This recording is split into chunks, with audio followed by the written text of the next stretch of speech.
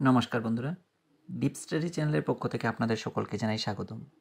আজকে আমি টেট 2 এর জন্য বাছাই করা most important political science questions আপনাদের সামনে নিয়ে এসেছি। আশা করছি এই ভিডিওটা আপনাদের এক্সাম প্রিপারেশনের জন্য অনেকটা হেল্পফুল হবে। তো শুরু করছি আজকের ভিডিওর প্রথম কোয়েশ্চেন্স দিয়ে, যেখানে বলা হয়েছে কোন সংবিধান সংশোধনীর মাধ্যমে হাইকোর্টের বিচারপতিদের বয়স 60 থেকে 62 বছর করা হয়েছে। তো মনে রাখবেন, সেটা কিন্তু 18তম সংবিধান সংশোধনীর মাধ্যমে কিন্তু হাইকোর্টের বিচারপতিদের বয়স 60 থেকে 62 বছর করা হয়েছে। তারপর আমরা মুভ করছি 2 নম্বর কোয়েশ্চেনের দিকে, যেখানে বলা হয়েছে ভারতীয় সংবিধানের খসড়া তৈরি কমিটিতে কোন বাঙালি ছিলেন। খুব ইম্পর্টেন্ট কোয়েশ্চেন, টিটেট পেপার 2 এর জন্য অবশ্যই সেটা মনে রাখবেন, অত্যন্ত গুরুত্বপূর্ণ একটা কোয়েশ্চেন। ভারতীয় সংবিধানের খসড়া তৈরি কমিটিতে যে বাঙালি ছিলেন ওনার নাম হচ্ছে BL মিত্র। BL মিত্র কিন্তু একজন বাঙালি ছিলেন, যিনি কিনা ভারতীয় সংবিধানের খসড়া কমিটি তৈরি করার ক্ষেত্রে ছিলেন। ঠিক আছে, এবার আমরা মুভ করছি 3 নম্বর কোয়েশ্চেনের দিকে, যেখানে বলা হয়েছে কত সালে ভারতের নাগরিকত্ব আইন চালু হয়। খুব ইম্পর্টেন্ট, আমরা বিগত বছরে দেখেছিলাম যে নাগরিকত্ব থেকে কিন্তু কোয়েশ্চেন এসেছিল। তো এবারের ডেটেও কিন্তু আসার অনেকটাই পসিবিলিটি রয়েছে। নাগরিকত্ব টপিকটা অনেকটাই ইম্পর্টেন্ট, তো অবশ্যই সেটা মনে রাখবেন। কত সালে ভারতের নাগরিকত্ব আইন চালু হয়, সেটা 1955 সালে কিন্তু ভারতের নাগরিকত্ব আইনটা চালু হয়েছিল। তারপর আমরা মুভ করছি 4 নম্বর কোয়েশ্চেনের দিকে, যেখানে বলা হয়েছে ভারতের কোন রাজ্যে কোনো পঞ্চায়েত ব্যবস্থা নেই। ভারতের কোন রাজ্যে বলেছে পঞ্চায়েত ব্যবস্থা নেই, সেটা কিন্তু সমস্ত রাজ্যেই পঞ্চায়েত ব্যবস্থা চালু রয়েছে, শুধুমাত্র নাগাল্যান্ডের ক্ষেত্রে কোনো ধরনের পঞ্চায়েত ব্যবস্থা চালু নেই।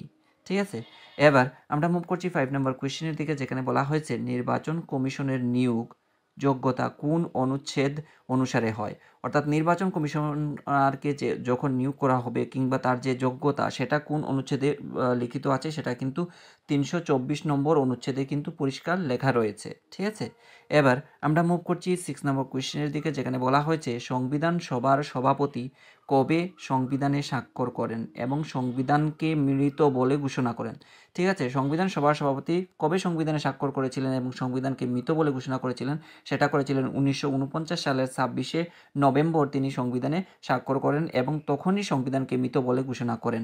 ঠিক আছে, মোস্ট ইম্পর্টেন্ট একটা কোয়েশ্চেন টিটেট পেপার 2 এর জন্য, অবশ্যই সেটা মনে রাখবেন। ঠিক আছে, তারপর 7 নম্বর কোয়েশ্চেন, যেখানে বলা হয়েছে প্রথম কোন ভারতীয় রাষ্ট্রপুঞ্জের সাধারণ সভার সভাপতি হিসাবে নির্বাচিত। প্রথম কোন ভারতীয় রাষ্ট্রপুঞ্জের সাধারণ সভার সভাপতি হিসাবে নির্বাচিত হয়েছিলেন, ওনার নাম হচ্ছে DK কৃষ্ণমেনন। DK কৃষ্ণমেনন কিন্তু ভারতের কি রাষ্ট্রপুঞ্জের সাধারণ সভার সভাপতি হিসেবে নির্বাচিত হয়েছিলেন।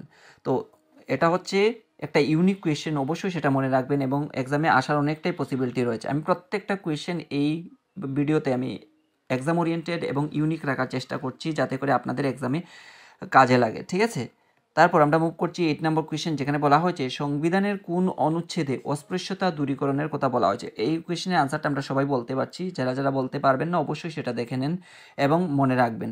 তো 17 নং অনুচ্ছেদে কিন্তু অস্পৃশ্যতা দূরীকরণের কথা বলা হয়েছিল। তারপর 9 নম্বর কোয়েশ্চেনের দিকে আমরা মুভ করছি, যেখানে বলা হয়েছে ভারতীয় সংবিধানের জুডিশিয়াল রিভিউ ধারণাটি হয়েছে কোন দেশ থেকে। জুডিশিয়াল ধারণাটি নেওয়া হয়েছে, এখানে একটু কারেকশন করতে হবে, নেওয়া হয়েছে শব্দটা লাগতে হবে। ঠিক আছে, ভারতীয় সংবিধানের জুডিশিয়াল রিভিউ যে ধারণাটি নেওয়া হয়েছিল, সেটা নেওয়া হয়েছিল মার্কিন যুক্তরাষ্ট্রের থেকে। খুব ইম্পর্টেন্ট কোয়েশ্চেনগুলো, প্রত্যেকটা কোয়েশ্চেনই কিন্তু এক্সাম ওরিয়েন্টেড এবং অত্যন্ত গুরুত্বপূর্ণ কোয়েশ্চেন। ঠিক আছে, তো অবশ্যই সেগুলো মাথায় রাখবেন আপনারা। তারপর আমরা মুভ করছি 10 নম্বর কোয়েশ্চেনের দিকে, যেখানে বলা হচ্ছে সংবিধানের কোন তালিকায় অর্থনৈতিক পরিকল্পনা অন্তর্ভুক্ত রয়েছে। তো সংবিধানের কোন তালিকায় অর্থনৈতিক পরিকল্পনাকে অন্তর্ভুক্ত করা হয়েছে, সেটা হচ্ছে সমকালীন তালিকায়। সমকালীন তালিকায় কিন্তু সংবিধানের যে অর্থনৈতিক পরিকল্পনা, সেটা অন্তর্ভুক্ত রয়েছে। তারপর আমরা মুভ করছি 11 নম্বর কোয়েশ্চেনের দিকে, যেখানে বলা হয়েছে ভারতীয় সংবিধান সম্পর্কে কে বলেছিলেন যে ভারতীয় সংবিধান কঠোরতা এবং নমনীয়তার মধ্যে ভালো ভারসাম্য রক্ষা করতে পারে। মোস্ট ইম্পর্ট্যান্ট একটা কোয়েশ্চেন টিটেট পেপার 2 এর জন্য, অত্যন্ত গুরুত্বপূর্ণ, অবশ্যই সেটা মনে রাখবেন। KC হুইয়ার হয়ে যাবে এই কোয়েশ্চেনের এগেনস্টে কারেক্ট আনসার। KC হুইয়ার এই কোয়েশ্চেনের এগেনস্টে কারেক্ট আনসার। তারপর আমরা মুভ করছি 12 নম্বর কোয়েশ্চেনের দিকে, যেখানে বলা হয়েছে প্রতি বছর কোন মাসে জাতীয় সংহতি সপ্তাহ পালিত হয়। এই কোয়েশ্চেনটাও অত্যন্ত গুরুত্বপূর্ণ একটা কোয়েশ্চেন এবং অনেকটাই এক্সাম ওরিয়েন্টেড কোয়েশ্চেন এবং এক্সামে আসার অনেকটাই পসিবিলিটি রয়েছে। প্রতি বছর কোন মাসে জাতীয় সংহতি সপ্তাহ পালন করা হয়, সেটা হয় নভেম্বর মাসে। তারপর আমরা মুভ করছি 13 নম্বর কোয়েশ্চেনের দিকে, যেখানে বলা হয়েছে এখনো পর্যন্ত কতজন প্রাক্তন রাষ্ট্রপতিকে ভারতরত্ন পুরস্কার দেওয়া হয়েছে। এখনো পর্যন্ত রাষ্ট্রপতিকে ভারতরত্ন পুরস্কার দেওয়া আছে 6 জন। কে কে রয়েছে সেই তালিকায়? জাকির হোসেন রয়েছে, ডক্টর সর্বপল্লী রাধাকৃষ্ণন, তারপর কি আরও অনেকে, এই 6 জন, মোটামুটি 6 জন এখানে কিন্তু রয়েছে যারা কিনা ভারতরত্ন পুরস্কার পেয়েছেন। তারপর এপিজে আব্দুল কালামও কিন্তু সেক্ষেত্রে ভারতরত্ন পুরস্কার পেয়েছিলেন। তারপর আমরা মুভ করছি 14 নম্বর কোয়েশ্চেন, যেখানে বলা আছে নিচের কোন পদ্ধতি সঠিকভাবে জোনাল কাউন্সিলের প্রতিনিধিত্ব করে। তো জোনাল কাউন্সিলের প্রতিনিধিত্ব করে কে? সেটা উপদেষ্টা সংস্থা কিন্তু জোনাল কাউন্সিলের প্রতিনিধিত্ব করে থাকে। তারপর আমরা মুভ করছি 15 নম্বর কোয়েশ্চেনের দিকে, যেখানে বলা হয়েছে ভারতের সংবিধানের কোন অনুচ্ছেদে বলা হয়েছে যে নির্দেশমূলক নীতিগুলি কোনো আদালত দ্বারা প্রয়োগযোগ্য নয়। তো সেটা হবে সংবিধানের কত নং ধারাতে সেটা বলা হয়েছিল? সেটা 37 নং ধারাতে কিন্তু বলা হয়েছিল নির্দেশমূলক নীতিগুলো কিন্তু আদালতের দ্বারা প্রয়োগযোগ্য নয়। তারপর 16 নম্বর কোয়েশ্চেনের দিকে আমরা মুভ করছি, যেখানে বলা হচ্ছে সংবাদপত্রে স্বাধীনতা ভারতের কোন অনুচ্ছেদের অন্তর্ভুক্ত। সংবাদপত্রের ক্ষেত্রে স্বাধীনতা সেটা কিন্তু ভারতের কোন অনুচ্ছেদের অন্তর্ভুক্ত? ভারতের সংবিধানের সেটা ধারা 19-এ উল্লেখ করা রয়েছে। তারপর আমরা মুভ করছি 17 নম্বর কোয়েশ্চেন, যেখানে বলা হচ্ছে কোন সংবিধান সংশোধনী ভারতের শিশুদের শিক্ষার অধিকার দিয়েছে। খুব ইম্পর্টেন্ট একটা কোয়েশ্চেন, অবশ্যই সেটা মনে রাখবেন। কোন সংবিধান সংশোধনী ভারতের শিশুদের শিক্ষার অধিকার দিয়েছে? সেটা হলো 86তম সংবিধান সংশোধনী। তারপর আমরা মুভ করছি 18 নম্বর কোয়েশ্চেন, যেখানে বলা হয়েছে কোন সালে মণিপুর ও ত্রিপুরা ভারতের পূর্ণাঙ্গ রাজ্যের স্বীকৃতি পায়। তো মণিপুর ও ত্রিপুরা পূর্ণাঙ্গ রাজ্যের স্বীকৃতি পেয়েছিল, আমরা সবাই জানি সেটা 1972 সালে পেয়েছিল।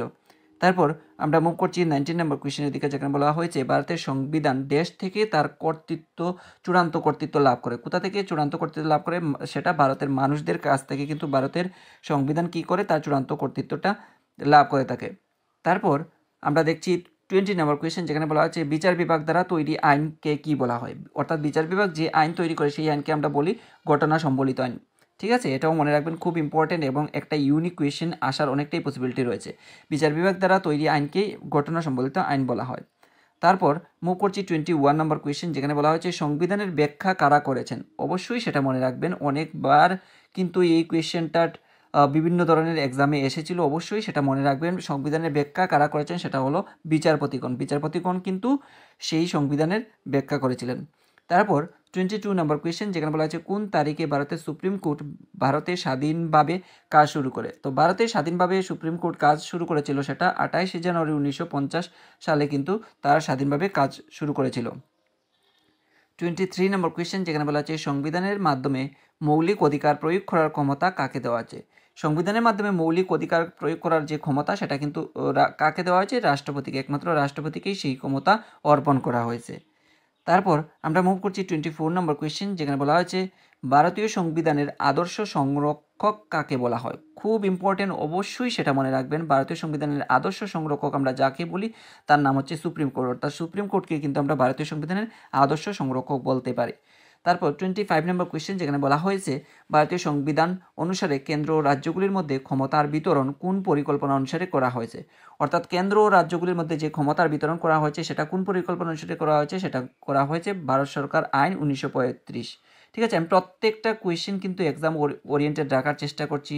আমি বারবার বলছি প্রত্যেকটা কোয়েশ্চেন অত্যন্ত গুরুত্ব সহকারে মনোযোগ সহকারে পড়বেন, কেননা এখন যদি আপনি ক্যাজুয়ালি এগুলোকে দেখেন তাহলে কিন্তু পরীক্ষাতে গিয়ে আপনাকে পস্তাতে হবে। সেই কারণে আমি বারবার বলছি এক্সামে আসার যোগ্য কোয়েশ্চেনগুলোই আমি এই ভিডিওতে তুলে ধরার চেষ্টা করছি। এই ভিডিওতে নয়, শুধুমাত্র প্রত্যেকটা ভিডিওতে আমি যথাসম্ভব আমি খেটে কোয়েশ্চেনগুলো বানিয়েছি এবং অবশ্যই আপনাদের কাছে রিকোয়েস্ট আপনারা একটু ভালো করে এগুলো মেমোরিতে রাখবেন।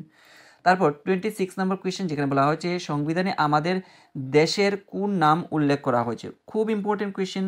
আমরা তো জানি অনেকগুলো নাম জানি ভারতের, কি কি, যেমন ভারত রয়েছে, ইন্ডিয়া রয়েছে, পাকিস্তান রয়েছে, হিন্দুস্তান রয়েছে, এরকম অনেকগুলো নাম জানি, ভারতবর্ষ নাম রয়েছে। তো এক্সামে কিন্তু কনফিউজড করার জন্য আপনাকে অনেকগুলো অপশন দেবে। ঠিক আছে, তো আমরা যদি সঠিকটা না জানি তাহলে কিন্তু অপশন চুজের ক্ষেত্রে আমাদের অনেক সমস্যায় পড়তেও অনেক কনফিউজড আমরা ফিল করব। তো সেক্ষেত্রে আমরা যদি আগে থেকে জেনে নিই তাহলে কিন্তু আমরা সঠিকটা চুজ করতে পারবো। তো এখানে সঠিক আনসার হবে ভারত এবং ইন্ডিয়া, এই কোয়েশ্চেনের এগেনস্টে কারেক্ট আনসার। তারপর আমরা মুভ করছি 27 নম্বর কোয়েশ্চেন, যেখানে বলা আছে ভারতীয় সংবিধানের অনুচ্ছেদ 1 অনুসারে ভারত হলো। তো অনুচ্ছেদ 1-এ ভারতকে কি বলা হয়েছে? ভারত হলো ইউনিয়ন অফ স্টেটস বলা হয়েছে। খুব ইম্পর্টেন্ট, মোস্ট ইম্পর্টেন্ট কোয়েশ্চেনটা, অবশ্যই সেটা মনে রাখবেন। ভারতের 1 নম্বর অনুচ্ছেদে ইউনিয়ন অফ স্টেটস ভারতকে বলা হয়েছিল। তারপর 28 নম্বর কোয়েশ্চেন, সবচেয়ে বেশি দিন বেঁচে থাকা ভারতের রাষ্ট্রপতির নাম কি? তো সবচেয়ে বেশি দিন রাষ্ট্রপতি ছিলেন, মানে যে সমস্ত প্রাক্তন রাষ্ট্রপতি ছিলেন সে সমস্ত রাষ্ট্রপতিদের মধ্যে যে বেশি দিন বেঁচে ছিলেন, তো ওনার নাম হচ্ছে ডক্টর আর ভেঙ্কটরমন। ডক্টর আর ভেঙ্কটরমন হবে এই কোয়েশ্চেনের এগেনস্টে কারেক্ট আনসার। তারপর আমরা দেখব 29 নম্বর কোয়েশ্চেন, যেখানে বলা আছে দেশের সশস্ত্র বাহিনীর সর্বোচ্চ চিফ কমান্ডারকে। তো মনে রাখবেন, দেশের সশস্ত্র বাহিনীর সর্বোচ্চ চিফ কমান্ডার যিনি হচ্ছেন ওনার নাম হচ্ছে প্রধানমন্ত্রী। তারপর আমরা মুভ করছি 30 নম্বর কোয়েশ্চেন, যেখানে বলা হয়েছে ফিনান্স কমিশন কত বছর পরে ভারতের রাষ্ট্রপতি নিযুক্ত হন? তো ফিনান্স কমিশন কিন্তু 5 বছর পরে ভারতের রাষ্ট্রপতি হিসেবে নিযুক্ত হতে পারেন। তো এই ছিল পলিটিক্যাল সায়েন্স থেকে বাছাই করা মোস্ট ইম্পর্ট্যান্ট 30 পেডাগজি কোয়েশ্চেন্স। আশা করছি এই most important 30 pedagogy question political science questions আপনাদের এক্সাম প্রিপারেশনের জন্য অনেকটা হেল্পফুল হয়েছে। আর যদি ভিডিওটা ভালো লেগে থাকে অবশ্যই একটা লাইক, কমেন্ট, শেয়ার এবং সাবস্ক্রাইব করে দিয়ে ডিপ স্টাডি চ্যানেলের সঙ্গে জুড়ে থাকার চেষ্টা করুন। ধন্যবাদ সবাইকে। আপনারা সবাই ভালো থাকুন, সুস্থ থাকুন।